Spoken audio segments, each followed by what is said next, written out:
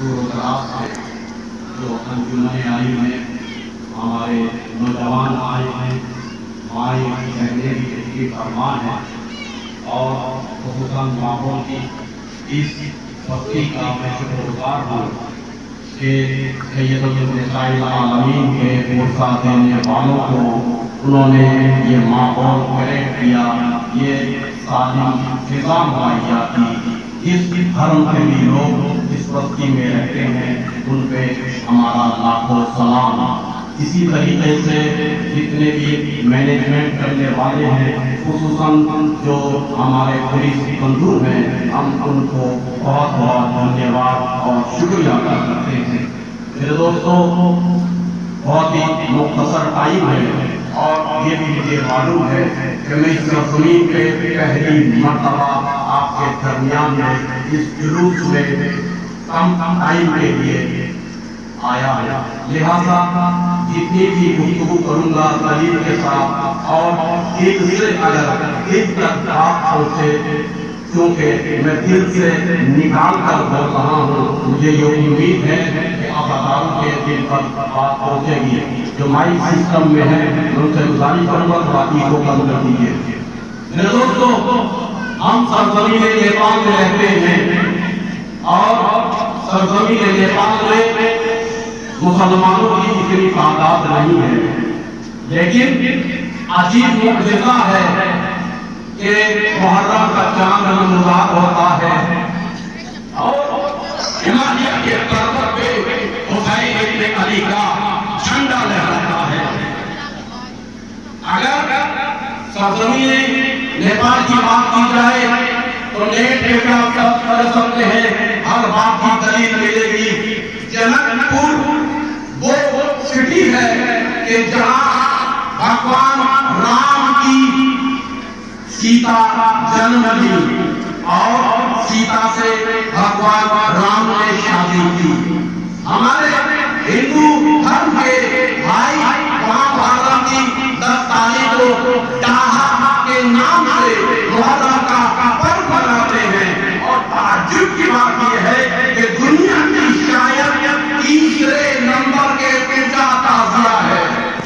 جب میں نے کسی ہندو بھائی سے پوچھا اجنبی بن کر سادھارن دیو کہہ کر کہ یہ بتائیے کہ آپ امام حسین کا ہندو دھرم رکھتے ہوئے کیوں محرم کو ڈاہا پر مناتے ہیں، تو سب سے پہلے میری زبان سے پلٹی اور کہا کہ ہم کبھی بھی ان کا نام نہیں لیتے، یہ ایسا اوتار ہے جو دنیا کا پرتھوی کا شکتی پیر ہے، لہذا ہم ان کو بابا کہہ کے بلاتے ہیں، نام نہیں لیتے۔ اور ہم تقریباً 60 سال سے یہ دیکھتے ہوئے آ رہے ہیں، نیپال کے سیتا مائیا سٹی میں جہاں ہماری سیتا مائیا جنم ہوئی ہے، وہاں پر یہ پرو منایا جاتا ہے۔ تو کیا تم یہ سمجھتے ہو کہ ہم کو کچھ حاصل نہیں ہوگا؟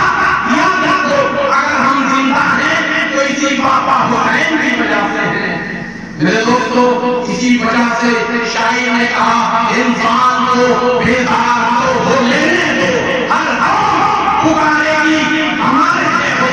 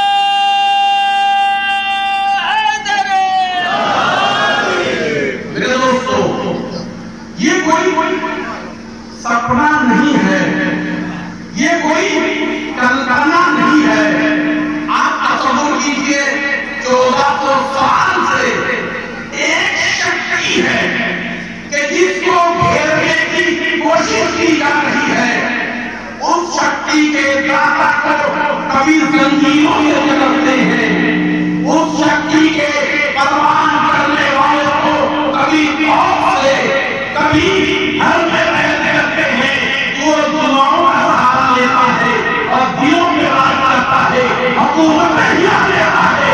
میرے دوستو، اس شکتی کو ہر طرح سے پاسے یزید نے جو باندھنے کی کوشش کی، مگر اس شکتی کے گرد گھومنے والے یہ کمزور ضرور ہیں، مگر طاقتور روحانی اعتبار سے یہ پروانے ایسے گھوم رہے ہیں، ایسے گھوم رہے ہیں، نہ جان کی پرواہ کرتے ہیں، نہ مال کی پرواہ کرتے ہیں، نہ اولاد کی پرواہ کرتے ہیں۔ اگر دیکھتے ہیں تو یہ دیکھتے ہیں حق کدھر ہے، صداقت کدھر ہے، سچائی کدھر ہے، نیم کدھر ہے، انوشاسن کدھر ہے، شانتی کدھر ہے، پیس کدھر ہے۔ ہم حق کے چاہنے والے، حسین کے ماننے والے، چاہے ہمارا ہو، ہمارا جوان اکیلا کافی ہے۔ کیوں؟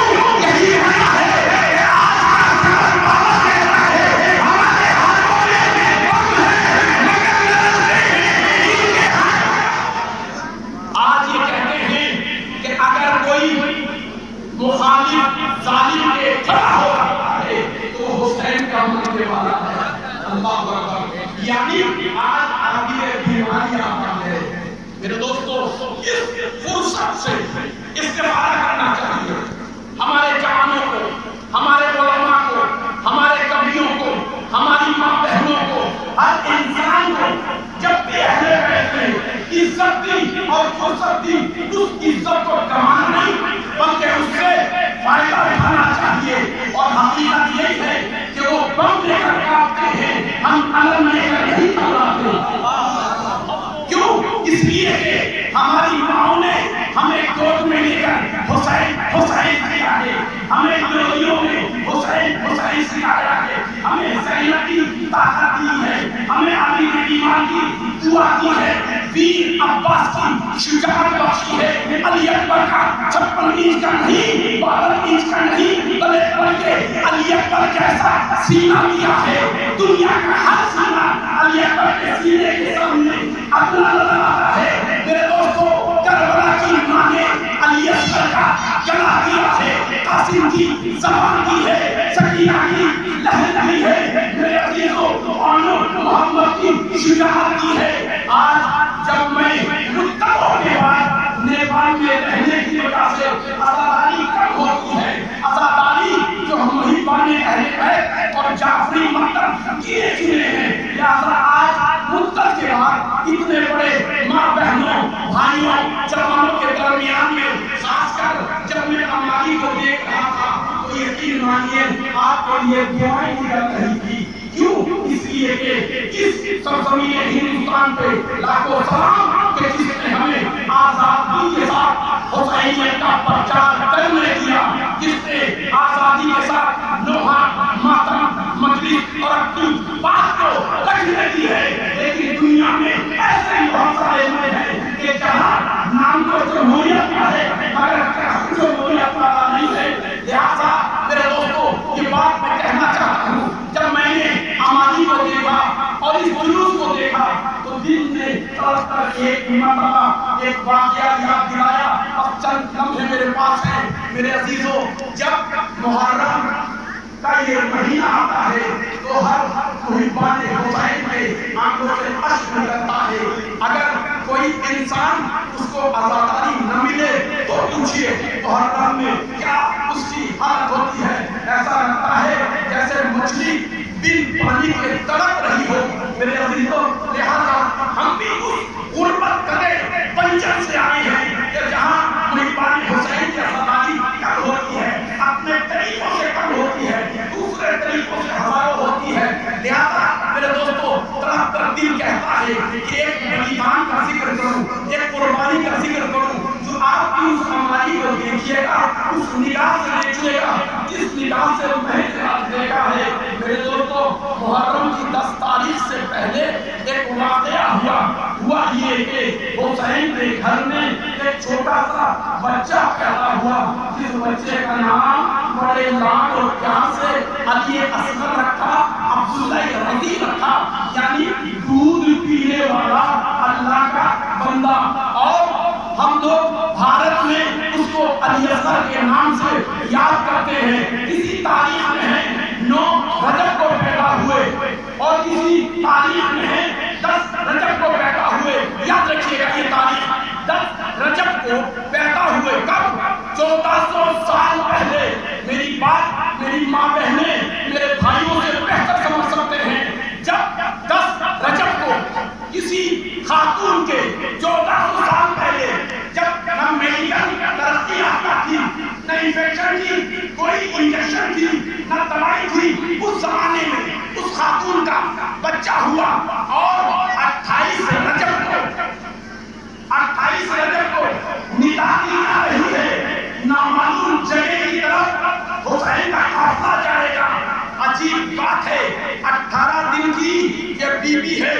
ہمارے یہاں جب کسی خاتون کی ولادت ہوتی ہے تو مائیں آتی ہیں، اس کے ہاتھ پکڑتے ہیں، بیٹی ذرا دھیرے سے چلو کہیں گر نہ جانا، ابھی کمزوری ہے۔ میرے عزیزو، مائیں سمجھ سکتی ہیں، بھابیاں آتی ہیں، بہنیں آتی ہیں، بیٹی ہو وہ آتی ہے، مگر ہائے علی اصغر کی ماں 10 رجب کو بچہ پیدا ہوا، وہ بھی 1400 سال پہلے۔ نہ کوئی طبیب ہے، نہ کوئی ڈاکٹر ہے، نہ انفیکشن کی کوئی انجیکشن ہے۔ ہاں میرے عزیزو، اور 18 رجب کو یہ قافلہ حسین نواسہ رسول مدینہ چھوڑا نہیں جا رہا ہے، حسین کو چھڑوایا جا رہا ہے۔ میرے عزیزو، چھوڑتا وہ ہے کہ جب چھوڑنے والا ہنستا ہے، اس کا مطلب راضی سے جا رہا ہے۔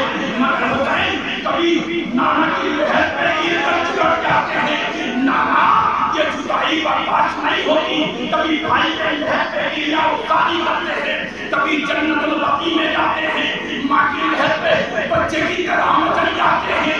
یہ اللہ جدائی کیسے برداشت کروں، اللہ اکبر، مگر مجبوری ہے حسین کے ساتھ۔ رباب کیا تم جاؤ گی؟ لبیک یا حسین، میں کہوں گا بھی ابھی 18 دن ہوئے ہیں، بچے کی ولادت ہے اور یہ ہماری ہے، اس کا صبر کرنا ہے، نہ کوئی انتظام آج کی طرح ہے، تصور کیجیے۔ مگر تاریخ لکھتی ہے کہ پورے سفر بی بی رباب کی بلیدانی قربانی کسی بھی منزل پہ بی بی نے خوف نہ کیا، بلکہ علی اصغر کو سجاتی تھی، کبھی کندھوں کے اوپر، پھر کبھی سمندر، کبھی تیروں کے سائے میں، کبھی